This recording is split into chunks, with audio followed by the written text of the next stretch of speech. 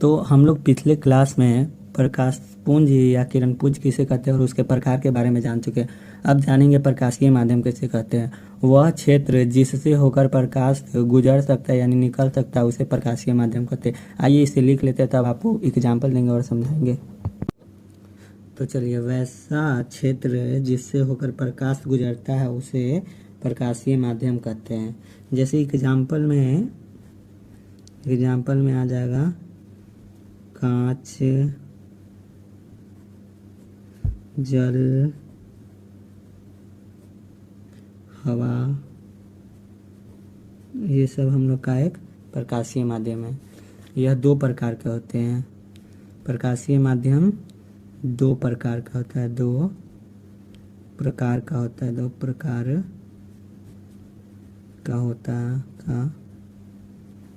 होता है। पहला होता है समांगी माध्यम, समांगी माध्यम। दूसरा होता है विषमांगी माध्यम, विषमांगी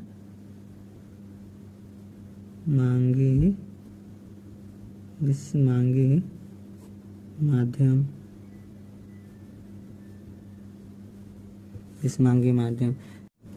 समांगी माध्यम यानी ऐसा माध्यम जिसके प्रत्येक भाग का गुण और बनावट समान होता है उसे समांगी माध्यम कहते हैं। और विषमांगी माध्यम ऐसा माध्यम जिसके प्रत्येक भाग का गुण और बनावट समान नहीं होता उसे विषमांगी माध्यम कहते हैं। आइए इसको लिख लेते हैं, फिर आपको एक्सप्लेन और एग्जाम्पल बताते हैं। तो चलिए अब हम लिख लिए समांगी माध्यम। ऐसा माध्यम जिसके प्रत्येक भाग का गुण और बनावट समान होता है उसे हम समांगी माध्यम कहते हैं। समांगी माध्यम में जैसे कांच का बनावट और गुण उसका सब समान होता है। जैसे जल भी देखिएगा तो उसका भी समान होता है गुण और बनावट। विषमांगी माध्यम ऐसा माध्यम जिसके प्रत्येक भाग का गुण और बनावट समान नहीं होता है, यहाँ पे नहीं होता है उसे विषमांगी माध्यम कहते हैं। जैसे गर्म यानी टेम्परेचर जो होता है गर्म, ठंड हवा का मिश्रण, ये सब हो गया विषमांगी माध्यम। अब चलते हैं हम अगले टॉपिक पे। तो बच्चों अब हम पढ़ेंगे प्रकाश के गमन पथ के आधार पर पदार्थ तीन प्रकार के होते हैं। पहला पारदर्शी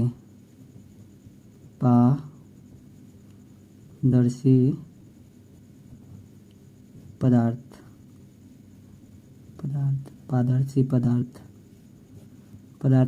ऐसा पदार्थ होता है जिससे प्रकाश की किरणें पूर्णतः यानी पूरी तरीके से आर पार कर जाती है उसे पारदर्शी पदार्थ कहते हैं। आइए इसे जानते हैं, लिख लेते हैं एक बार।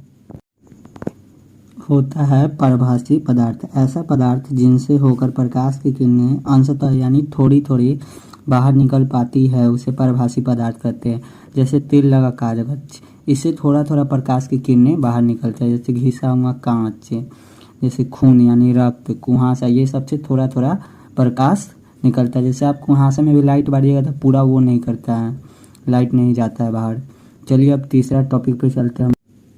तो चलिए लिख लिए, एक बार पढ़ते हैं। पारदर्शी पदार्थ किसे कहते हैं? ऐसा पदार्थ जिनसे प्रकाश की किरणें पूर्णतः यानी पूरी तरीके से आर पार कर जाती है उसे पारदर्शी पदार्थ कहते हैं। यानी प्रकाश की किरणें पूर्णतः यानी पूरे तरीके से आर पार कर जाती है उसे पारदर्शी पदार्थ कहते हैं। जैसे कांच, पानी, हवा। दूसरा होता है हम लोग का अपारदर्शी पदार्थ। आइए उसे लिख लेते हैं, फिर आपको एक्सप्लेन करते हैं। तो अपारदर्शी पदार्थ ऐसा पदार्थ जिनसे होकर प्रकाश की किरणें बाहर नहीं निकल पाती है उसे अपारदर्शी पदार्थ कहते हैं। क्या बोले? ऐसा पदार्थ जिनसे होकर प्रकाश की किरणें बाहर नहीं निकल पाती है उसे अपारदर्शी पदार्थ कहते हैं। जैसे ईंट, पत्थर आदि, ये सब हम लोग के अपारदर्शी पदार्थ हो गया। इस सब के आर पार हम लोग का प्रकाश नहीं जा पाएगा। तीसरा, तो अब हम जानेंगे प्रकृति के आधार पर प्रकाश के परिवर्तन कितने प्रकार के होते हैं। प्रकृति के आधार पर प्रकाश के परिवर्तन दो प्रकार के होते हैं। पहला नियमित और दूसरा होता है अनियमित। नियमित परिवर्तन उसे कहते हैं जब प्रकाश की किरणें किसी चिकनी और चमकीली सतह पर पड़ता है तो वह नियमित रूप से परिवर्तन होता है। आइए एक बार लिख लेते तब आपको फिगर बना के समझाते हैं। तो आइए लिख लिए, एक बार पढ़ लेते हैं। जब प्रकाश की किरणें किसी चिकनी और चमकीली सतह पर पड़ता है तो वह नियमित परिवर्तन होता है। जैसे देखिए चिकनी सतह ये हो गया, चिकनी सतह पर यहाँ से प्रकाश की किरणें आएगा तो ये ऐसे चल जाएगा डायरेक्ट। दूसरा होता है अनियमित। अनियमित परिवर्तन, जब प्रकाश की किरणें किसी रूखी सतह पर पड़ता है तो वह अनियमित परिवर्तन होता है। आइए उसको एक बार लिख लेते हैं, फिर आपको समझाते हैं। तो ये एक बार पढ़ लेते हैं। अनियमित परिवर्तन, जब प्रकाश की किरणें किसी रूखी सतह पर पड़ता है तो वह अनियमित परिवर्तन कहलाता है। जैसे देखिए यहाँ पे रूखी सतह ये हो गया ऐसे, इससे प्रकाश की किरणें पड़ेगा तो कैसे जाएगा, इस पे आएगा तो ऐसे जाएगा। मान लीजिए इस पे आया फिर ये ऐसे जाएगा, ठीक से इस पे नहीं ना जा पाएगा, प्रकाश की किरणें ऐसे आएगा तो ऐसे चला जाएगा। ये ठीक से नहीं जा रहा। चलते अगले टॉपिक पे। तो अब हम पढ़ेंगे प्रकाश का परिवर्तन। प्रकाश का परिवर्तन उसे कहते हैं किसी प्रकाश स्रोत से आ रही प्रकाश की किरणें किसी सतह से टकराने के बाद अपने ही माध्यम में लौट जाती है, उसे प्रकाश का परिवर्तन कहते हैं। चलिए आगे इसको लिख लेते फिर आपको समझाते हैं। तो आइए लिख लिए, एक बार इसे पढ़ लेते हैं। किसी प्रकाश स्रोत से आ रही प्रकाश की किरणें किसी सतह से टकराकर अपने ही माध्यम में लौट जाती है, लौटने की इस घटना को प्रकाश का परिवर्तन कहते हैं। आइए एक बार इसको एक्सप्लेन कर देते हैं आपको फिगर बनाकर। जैसे एक परावर्तक सतह ये हो गया, परावर्तक सतह ये हो गया हम लोग का एक परावर्तक सतह। इस पे जैसे एक आपतित किरण है, आपतित किरण आ रही है, एक परावर्तित किरण आ रही है। अब आपतित किरण आई और परावर्तक सतह से टकराकर परावर्तित किरण बना दी। इस बिंदु को हम लोग आपतन बिंदु कहते हैं। आपतन बिंदु पर खींचे गए अभिलंब, इसको हम लोग अभिलंब कहते हैं। लंब इसको कहते हैं। इसको आपतित किरण कहते हैं। इसको आपतित किरण कहते हैं। इसको परावर्तित तो इसको हम लोग परावर्तित किरण कहते हैं। इसको हम लोग आपतन कोण कहते हैं। आपतित किरण और अभिलंब के बीच बने कोण को इसको आपतित किरण कहते हैं। इसको आई से सूचित करते हैं। इसको अभिलंब और परावर्तित किरण के बीच बने कोण को परावर्तित किरण परिवर्तन कोण कहते हैं। इसको आर से सूचित करते हैं। यहाँ पे आई बराबर आर होता है। यदि आई 30 डिग्री है तो आर भी 30 डिग्री होगा हम लोग का। चलिए एक बार आपको याद रखना है, आपतित किरण और अभिलंब के बीच बने कोण को आपतन कोण कहते हैं। परावर्तित किरण और अभिलंब के बीच बने कोण को परिवर्तन कोण कहते हैं। आइए इस बार लिख देते हैं और फिर आप इसे लिख लीजिएगा अपने कॉपी में। देखिए सबको लिख लेते हैं। तो इसको हम लोग कहते हैं परावर्तक सतह। देखिए यहाँ पे लिख रहे हैं किसी प्रकाश स्रोत से आ रही किरणें परावर्तक सतह पर यहाँ पे प्रकाश होगा, प्रकाश की किरणें परावर्तक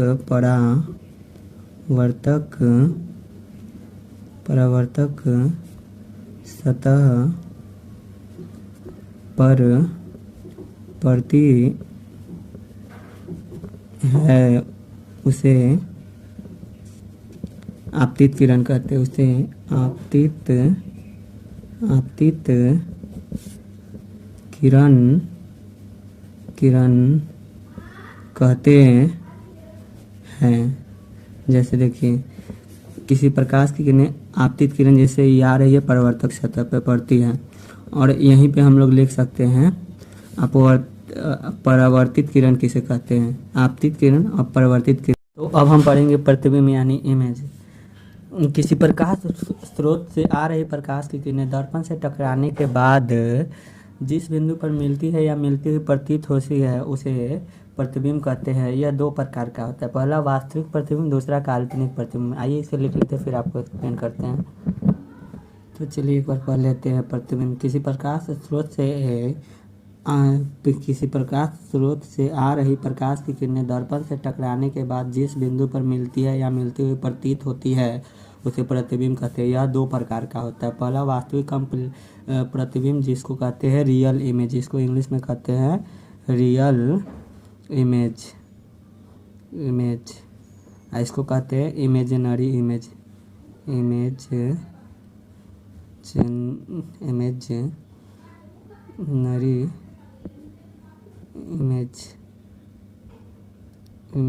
स्पेलिंग देख लीजिएगा इमेजिनरी का। उसके बाद चलिए वास्तविक प्रतिबिंब किसे कहते हैं एक बार जानते हैं। किसी प्रकाश स्रोत से आ रही प्रकाश की किरणें दर्पण से टकराने के बाद जिस बिंदु पर मिलती है उसे वास्तविक प्रतिबिंब कहते हैं। आइए एक बार लिख लेते हैं फिर आपको समझाते हैं। जैसे देखिए, काल्पनिक प्रतिबिंब वस्तु की अपेक्षा सीधा बनता है। काल्पनिक प्रतिबिंब को पर्दे पर प्राप्त नहीं किया जा सकता है। काल्पनिक प्रतिबिंब दर्पण के पीछे बनता है। काल्पनिक प्रतिबिंब वस्तु के काल्पनिक कटान से बनता है, इसलिए इसे पर्दे पे प्राप्त नहीं किया जाता। ये सब आपको बिहार बोर्ड में क्वेश्चन पूछा है, इसे आप याद रखिएगा। एक बार पीछे से रिवीजन कर लेते हैं। देखिए पीछे से पहला हम लोग का था प्रकाश का परिवर्तन। किसी प्रकाश स्रोत से आ रही प्रकाश की किरणें किसी सतह से टकराकर अपने ही माध्यम में लौट जाती है। लौटने की इस घटना को प्रकाश का परिवर्तन कहते हैं। जैसे देखिए, आपतित किरण आ रही है और लौट जाती है, इसे परिवर्तित किरण कहते हैं। आई बीच में आपतन बिंदु पर खींचे लंब को अभिलंब कहते हैं। आइए देखिए क्या क्या लिखे हुए हैं। किसी प्रकाश स्रोत से आ रही किरणें परावर्तक सतह पर पड़ती है उसे आपतित किरण कहते हैं। किसी परावर्तक सतह से टकरा कर जाने वाली किरण को परावर्तित, यहाँ पे होगा यहाँ पे होगा आपका परावर्तित किरण होगा। यहाँ पे कर लीजिएगा, पर नहीं हो रहा है, रुकिए एक सेकंड। परावर्तित किरण कहते हैं, यहाँ पे हो जाएगा किरण कहते हैं। किसी परावर्तक सतह से टकरा कर जाने वाली किरण को परावर्तित किरण कहते हैं। यहाँ पे देखिए, आपतित किरण आ रही है, टकरा कर जा रही है, इसे परावर्तित किरण कहते हैं। आपतित किरण जिस बिंदु पर पड़ती है उसे आपतन बिंदु कहते हैं। इसे हम लोग आपतन बिंदु कहते हैं। आपतन बिंदु पर पड़ने वाली किरण को आपतन बिंदु कहते हैं। आपतन बिंदु पर पड़ने वाली किरण को आपतन बिंदु कहते हैं। आपतित किरण जिस बिंदु पर पड़ती है उसे आपतन बिंदु कहते हैं। आपतन बिंदु पर पड़ने वाली किरण को आपतन बिंदु कहते हैं। ये गलत है, रुकिए एक बार सही कर देते हैं। यहाँ पे हो जाएगा आपतन बिंदु पर खींचे गए, यहाँ पे हो जाएगा आपतन बिंदु पर खींचे गए लंब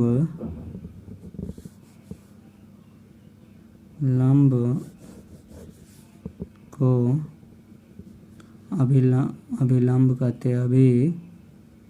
अभिलंब कहते हैं। इसको हम लोग ये है जो आपतन बिंदु पर खींचे गए लंब को अभिलंब कहते हैं। यहाँ पे थोड़ा वो हो गया है डिस्टर्बेंस, इसी कारण यहाँ पे थोड़ा गलत हो गया।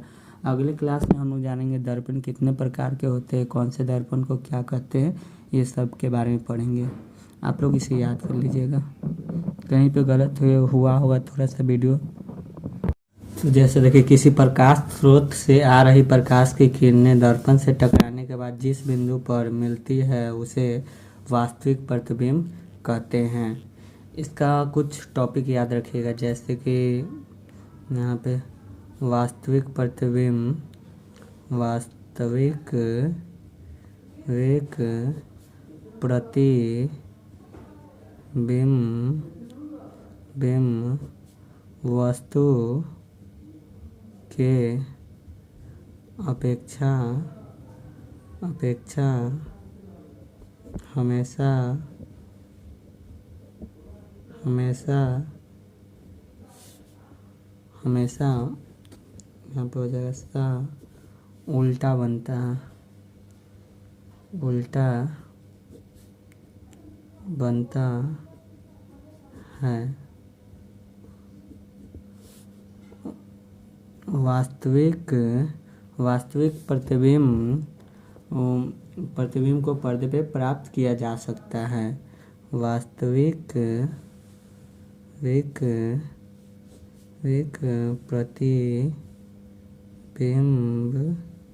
प्रतिबिंब को पर्दे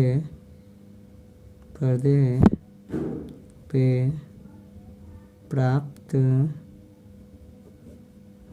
किया जा सकता है। इसे यहाँ पे याद रखिएगा, एक और बात याद रखिएगा, वास्तविक प्रतिबिंब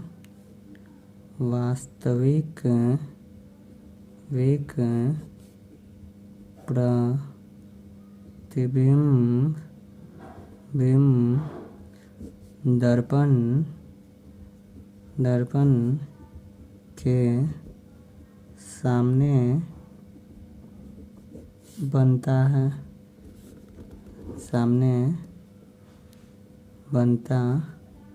है। वास्तविक प्रतिबिंब हमेशा वास्तविक कटान से बनता है।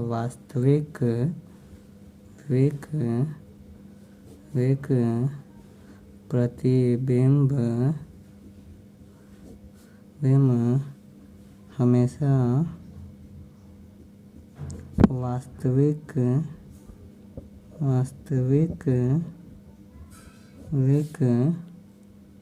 कटान से बनता है।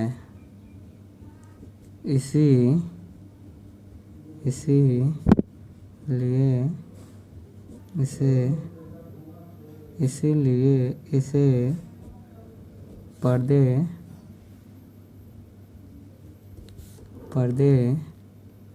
पे प्राप्त किया जा सकता है। दूसरा है इसका काल्पनिक प्रतिबिंब।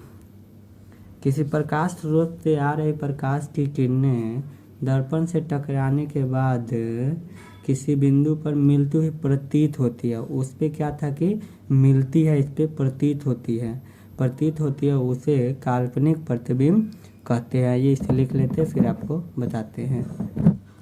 तो किसी प्रकाश स्रोत से आ रही प्रकाश की किरणें दर्पण से टकराने के बाद जिस बिंदु पर मिलती हुई प्रतीत होती है उसे काल्पनिक प्रतिबिंब कहते हैं।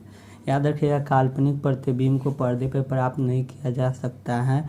काल्पनिक प्रतिबिंब वस्तु के अपेक्षा हमेशा सीधा बनता है। काल्पनिक प्रतिबिंब को पर्दे पर प्राप्त नहीं किया जा सकता है। काल्पनिक प्रतिबिंब दर्पण के पीछे बनता है। काल्पनिक प्रतिबिंब वस्तु के काल्पनिक कटान से बनता है, इसीलिए इसे पर्दे पे प्राप्त नहीं किया जा सकता है। इसे एक बार लिख लेते, फिर आपको समझा देते फिर से।